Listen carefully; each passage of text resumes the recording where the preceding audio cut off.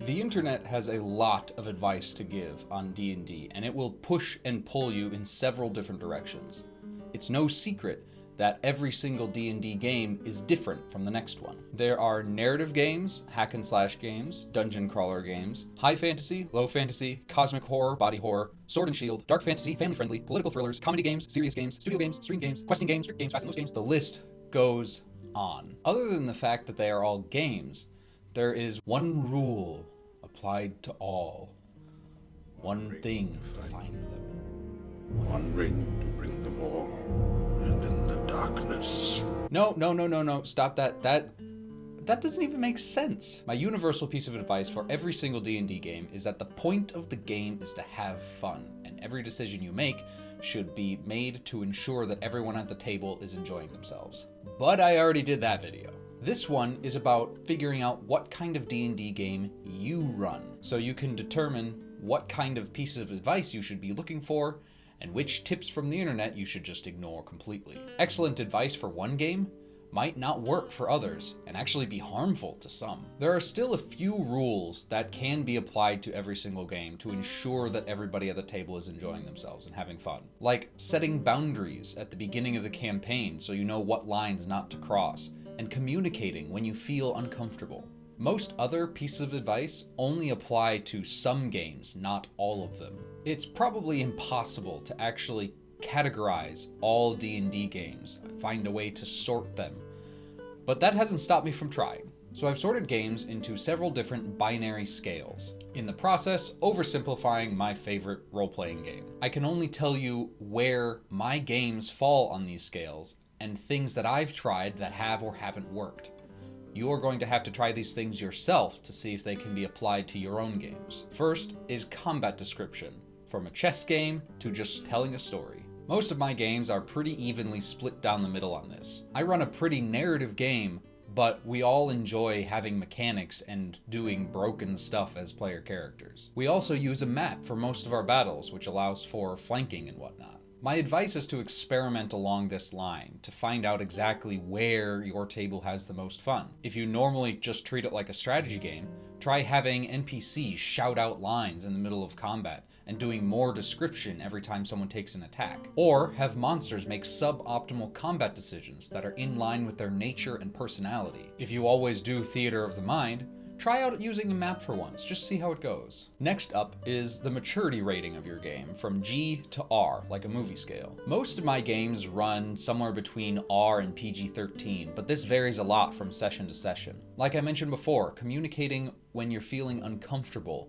is an important thing to do to ensure you continue to have fun at the table. In a campaign I ran for my family, I went on to a description of how this NPC that they'd been traveling with for a long time was being ripped apart by a dragon they were fighting, where his insides were becoming his outsides. And I went a little bit too hard with the gory description. One of the players said that they were feeling uncomfortable, and I said, yes, this person is dead, and just stopped the description there. When I ran a horror game that was at the very top of this scale, during the character creation process, I had the players fill out a form, and one of the questions on this form was, what line are you not willing to cross? And I made them give something that they would not be willing to do in the game. I gave some examples that I'm actually not comfortable saying here. Having them answer this question avoided them just saying, I'm cool with whatever. They might still answer that, but I think forcing them to give something that they are not willing to do prevents this non-committal answer. Next up, effort.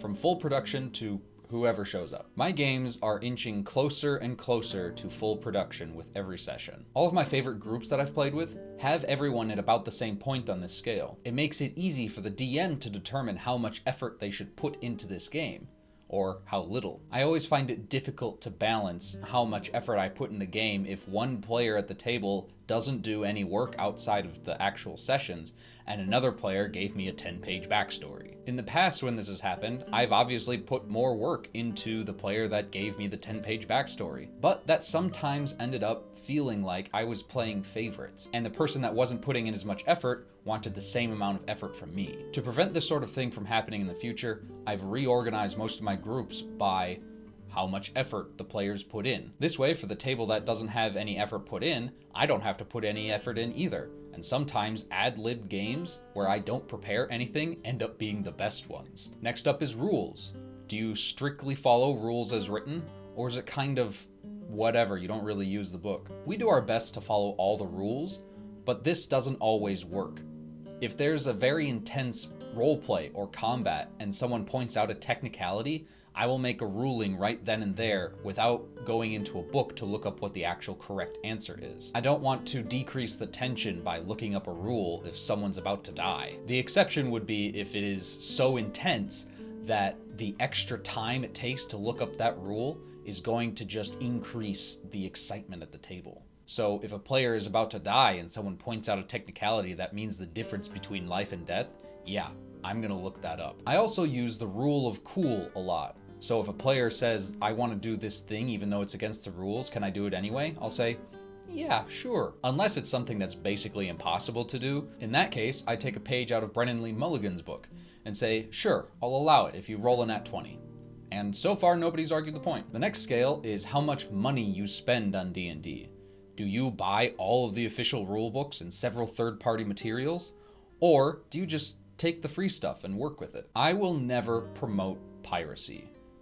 Buying things is what supports these creators and the company that makes D&D. Downloading things for free when they should be paid for is extremely harmful to D&D as a whole, harmful to the community, and especially harmful to the individual creators. That being said, I like spending money on this game. It's my #1 hobby. Of course, I'm going to spend some of my extra money on it. But if a new player is coming to my table, I make sure that person doesn't have to spend a dime. My table still only has 2 copies of the player's handbook. Next up is who authors the story. From co-DMs, everyone at the table writes it, or one DM with a railroaded storyline. I don't exactly have co-DMs, but I allow the players as much agency as they want in creation of my world and the plot. Usually I'll give them completely free reign to write whatever backstory they want. I can give them some inspiration even if needed. But for some campaigns where I have the villain already made out, say it was a mage tyrant of a small country, I will ask them to put something in their backstory about that mage's ruling and how it has harmed them or their family. One of my favorite things to do when writing D&D is finding a way to intertwine all the players' backstories together into the main plot.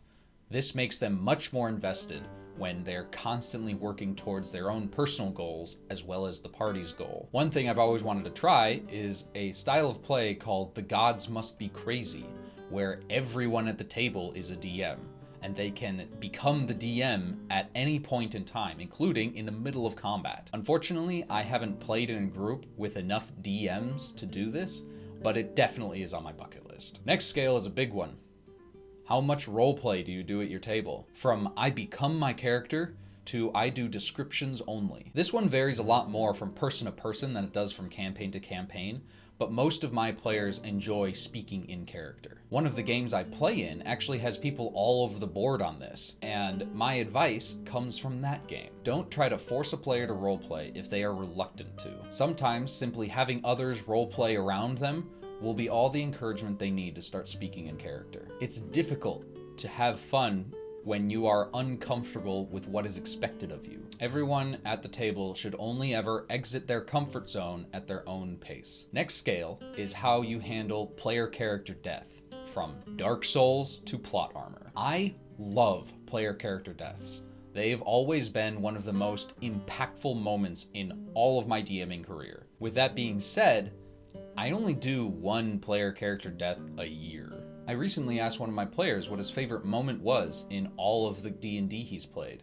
and he said it was his character's death. It was the most fun, most impactful, and most memorable moment of his D&D career. This is why player character death is on the table in my games, if the player is okay with it. How to do player character death right is enough information for another video, so I won't get into it here. Next up is Immersion. From a metagaming strategy in combat to the real world doesn't exist when I play D&D.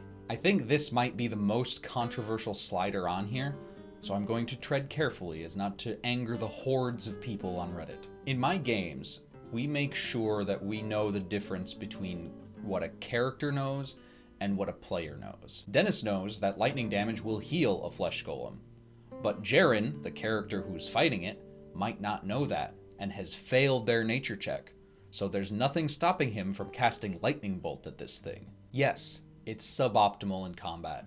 And yes, it could lead to a PC death the DM didn't plan for, or even a TPK. But the tables I play at agree that realistic in-character decision-making is more fun than metagaming your way through the combat to win D&D. One other thing I do want to mention here is memory. If a player can't remember something that their character should remember, I have them roll a history check, because I think the history skill is a pretty good indicator of how good that character's memory is. Next scale is the tone of your game, from comedy to a dark drama or tragedy. I love designing my games to evoke emotions in my players, whether that be fear, joy, sadness, or a good off-the-cuff joke. My advice here is, once you determine where you fall on this scale, what the tone of your games usually is, use that to determine where you draw inspiration from. My games usually have a pretty dark tone, so I will draw from Lord of the Rings, The Witcher, that sort of thing. And for the plot, I'll draw from violent dramas like Peaky Blinders or Westworld. If you prefer more of a comedy game, I would recommend just drawing inspiration from memes. You can make that monk with no arms. You can make that rogue that wears only black and has an unrealistically tragic backstory. The last scale on here is magic level of your world, from high magic to historically accurate. In my homebrew world, one of the 3 continents actually has magic suppressed on it.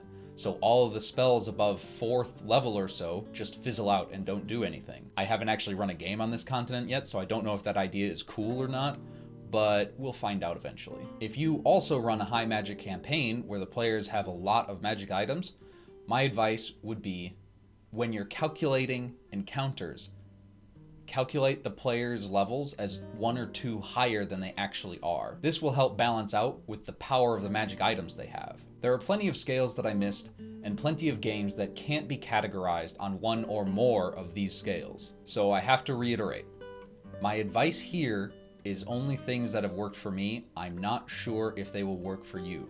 You're going to have to try them out at your table and throw it out when you realize it's trash. Just remember, everything is going to be okay.